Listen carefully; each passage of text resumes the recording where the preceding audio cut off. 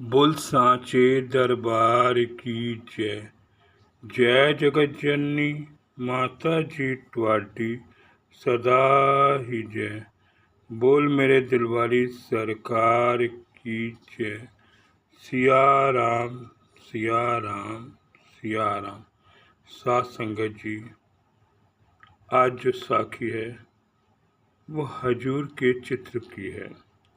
संगत जी, आप सबको हजूर के चित्र आपके घर में लगे हुए हैं और आप सुबह शाम उसकी पूजा करते हैं। कभी गौर से देखिए कि हजूर जी आपके सामने बैठे हुए हैं और कभी कभी आपको संगत जी ऐसा लगेगा कि हजूर हमारे साथ हमेशा बने रहते हैं। संगत जी, हम हजूर के आगे सुबह शाम मत्था टेकते हैं, भोग लगाते हैं और सच्ची लगन श्रद्धा से हम उनको पूजा करते हैं। कहते हैं महापुरुषों ने कहा, पत्थर से भी भगवान को पा लिया है। संगत जी, ये साखी सारे विश्वास और श्रद्धा के ऊपर निर्भर है कि हमारा गुरु के प्रति कितना विश्वास और श्रद्धा है और हम गुरु के वचनों को मानते हैं कि नहीं। अगर मानते हैं तो पूरी तरह से गुरु हमारी संभाल करता है। तो बाबा जी अपने बच्चों के लिए क्या नहीं करते हैं। एक संगत जी, दो सत्संगी परिवार, दोनों ही हजूर को मानने वाले थे। एक परिवार का बेटा है और दूसरे परिवार की बेटी है।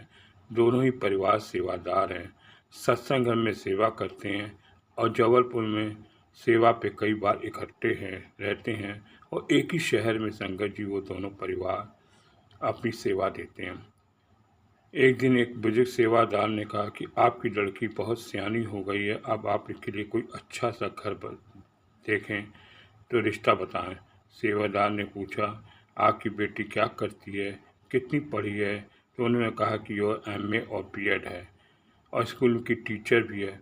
अगर कोई सत्संग परिवार का बेटा हो तो आप हमें बताना है। उस सेवा घर में संगत जी, लड़के के पिताजी और लड़का भी संगत जी सेवा करता था और बुजुर्ग सेवादार ने कहा, आप अपने बेटे के लिए रिश्ता ढूंढ रहे हैं और ये देख लीजिए, ये इनके घर की लड़की है और इधर आपका बेटा है। दोनों ही सत्संग परिवार के हैं और एक ही जगह संगत जी वो सत्संग भवन में मिलते थे और बुजुर्गों ने कहा, इससे अच्छा क्या होगा कि आप दोनों रिश्ता मंजूर कर लें। और इस तरह से संगत जी उन लोगों ने रिश्ते को मंजूर कर दिया और दोनों परिवारों में को देखा गया। दोनों परिवार संगत जी इस सत्संग को इससे मान गए। अब संगत जी शादी की तैयारियां होने लगीं और शादियों का सामान खरीदने लगे। तो ये बात आई कि हमको हजूर जी का कार्ड जबलपुर में देना चाहिए, पहला कार्ड वहीं देना चाहिए।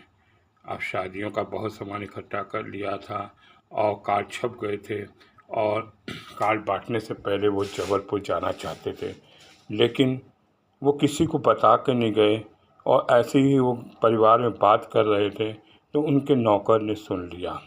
उनको लगा, नौकर ने कहा कि सुबह वाली ट्रेन से ये जबलपुर जा रहे हैं और बहुत ही शादी का सामान रखा हुआ है, क्यों ना हम लोग इनके घर पे चोरी करें।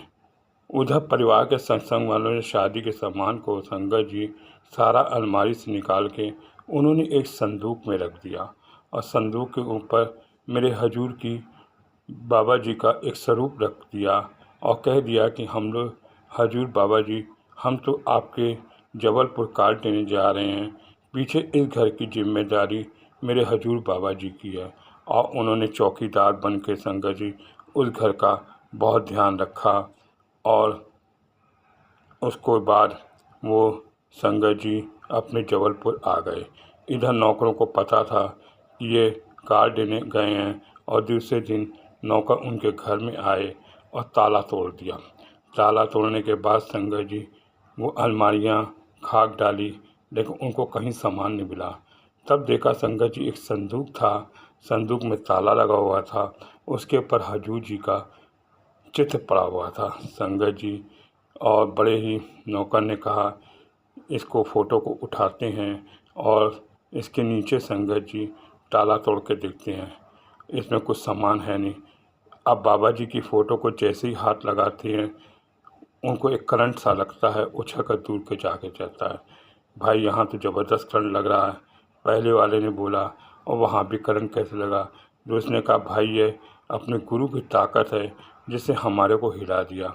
अब इनके घर का दरवाज़ा बंद करके संगत जी ऐसे मेरे हजूर ने उनके अंदर भावना भर दी, वो बाहर ही बैठ गए। उनके घर की वो खुद ही रखवाली करने लगे, नौकर खलवाने लगे, क्योंकि मेरे हजूर जी ने ऐसा उनको करंट दिया कि वो हजूर के सेवक ही बन गए।